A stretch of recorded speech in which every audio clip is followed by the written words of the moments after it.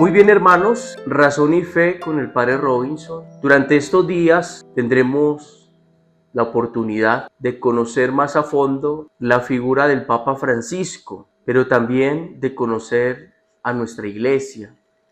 ¿Cómo es nuestra iglesia? ¿Cómo funciona esta institución fundada por Jesucristo? La figura de Pedro, pues siempre es clave en el dinamismo de nuestra iglesia cristiana católica. Recordemos que Jesús elige a Pedro para constituirlo primero como la cabeza de los apóstoles, la cabeza de la iglesia. El Señor le dice, tú eres Pedro, sobre esta piedra, sobre esta roca, edificaré mi iglesia. Jesús, pudiéramos preguntarnos, hubiera podido no necesitar de nadie. Jesús hubiera podido no valerse de la ayuda humana para fundar su iglesia, pero así lo quiso. Y este es uno de los misterios grandes de nuestra fe. Este es una de las acciones de Jesús o de los actos de misericordia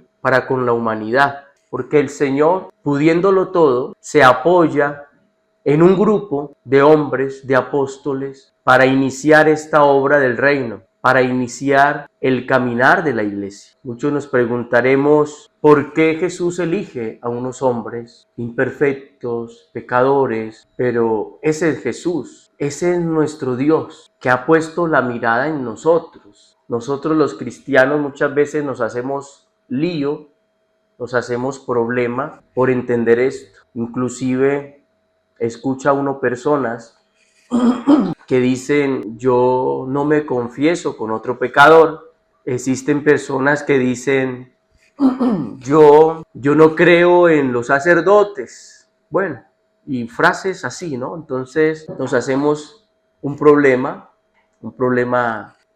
intelectual, caemos en una dificultad de creencia, porque precisamente Jesús nos pone en esa tensión, ¿no?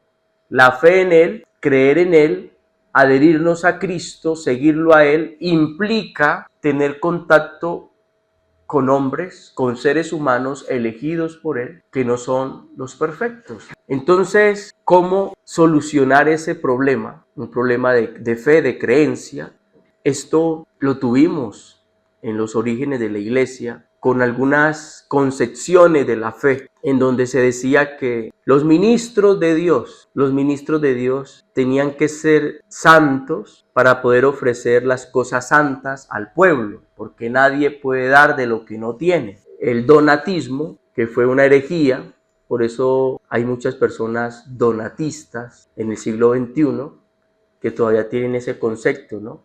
Un sacerdote que no sea santo, pues no es válida la Eucaristía, sus sacramentos, no puede dar las cosas santas si el sacerdote no es santo. Entonces San Agustín, el gran obispo de Hipona, dice no, estamos entendiendo mal la fe. La validez de los sacramentos, la validez del sacerdocio, no depende de la santidad del sacerdote. Los sacramentos en sí tienen la fuerza de Dios. Ex opera operatum, dice el axioma, la frase de fe, la frase dogmática. El sacramento por sí mismo ya tiene el poder de hacer presente a Cristo, de transmitir la gracia sacramental, la gracia del Señor en cada sacramento, por la sola acción, desde que se cumpla la materia y la forma del sacramento, donde estén los elementos, hay sacramento válido, y no depende de la santidad o de la vida moral del sacerdote. Si tienen el pan,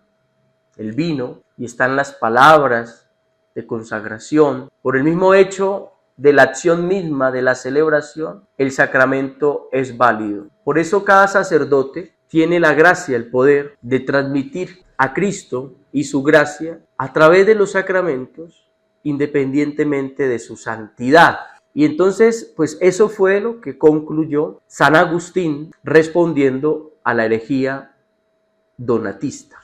Y el Papa Francisco también, con sus reflexiones, decía, hablaron mal de Jesucristo, que era un hombre perfecto, ¿cuánto más no irán a hablar de nosotros, los ministros de Dios, que somos imperfectos. Y esto se lo decía a la gente, a los sacerdotes, algunos sacerdotes que de pronto en su trabajo han negado, entregado, sacrificado, se afligían por los comentarios de las personas. Decían, pues, el hablar mal de alguien no depende de la perfección o de la imperfección. Siempre desde que haya humanidad, la gente va a hablar mal. Hablaron mal de Jesús, que era el hombre perfecto. Imaginémonos cuánto más no irán a hablar mal de nosotros. Y esa es la vida, esa es la vida. Entonces, nosotros en el credo no recitamos, uno dice creo en la iglesia católica, creo en la comunión de los santos. Hay toda una amalgama de frases, de sentencias, en lo cual nosotros estamos llamados a creer. Creo en Dios Padre Todopoderoso, creo en Jesucristo, su único Hijo, creo en el Espíritu Santo, creo en la Santa Iglesia de Dios, creo en la comunión de los santos, pero nunca dice creo en los sacerdotes. ¿Quién tiene que creer en los sacerdotes? Nadie. Hay gente que es un poco ignorante en el tema de fe. Nosotros no tenemos que creer en los sacerdotes. Oiga, en lo que yo sí creo es en lo que el sacerdote celebra sacramentalmente. Yo sí creo en el poder sacerdotal, dado por Dios, dado por el Señor. Poder para consagrar, poder para absolver pecados. En esa acción de los sacramentos que hace presente a Cristo, porque no es el sacerdote el que actúa, es Cristo el que actúa. In persona Christi. El sacerdote actúa en la persona de Cristo, en cada celebración eucarística, en cada sacramento que el sacerdote ofrece. El que celebra es Cristo. No celebra Pedro, no celebra John Freddy, no celebra Robinson, celebra Cristo. En eso sí tengo que creer, en esa gracia que lo capacita para hacer presente a Cristo. Ahora, creer en el sacerdote no. ¿Qué tal? Oye, ¿qué tal que Dios hubiera puesto en el credo, hay que creer en los sacerdotes? Pues no. ¿En dónde estaría nuestra iglesia? Tenemos que pulir nuestra fe, tenemos que pulir nuestro concepto para acercarnos a Dios. Nosotros no podemos ser obstáculos para la creencia en Cristo, en el Señor, en Dios. Somos instrumentos, muchas veces instrumentos desafinados, pero sí que somos instrumentos consagrados para transmitir la gracia de Dios. El Papa Francisco nos deja a nosotros muchas enseñanzas, nos deja a nosotros un legado, a los jóvenes especialmente, a la iglesia. El Papa quiso una iglesia que saliera de las sacristías, que saliera de las casas curales, que fuera al encuentro del pobre, del desamparado, la caridad por los más necesitados. Esa es la iglesia que convence al mundo de hoy, una iglesia que pone la mirada en los más necesitados. O si no, seríamos una ONG, no somos una ONG, y todas las instituciones estamos llamadas a salir, a ponernos en movimiento. Y decía el Papa, prefiero una iglesia accidentada, porque sale, porque va al encuentro del otro, y no una iglesia acomodada, quieta, encerrada en las iglesias, en las parroquias, en las sacristías. Ese era nuestro Papa. Él siempre era un hombre que nos llamaba al movimiento.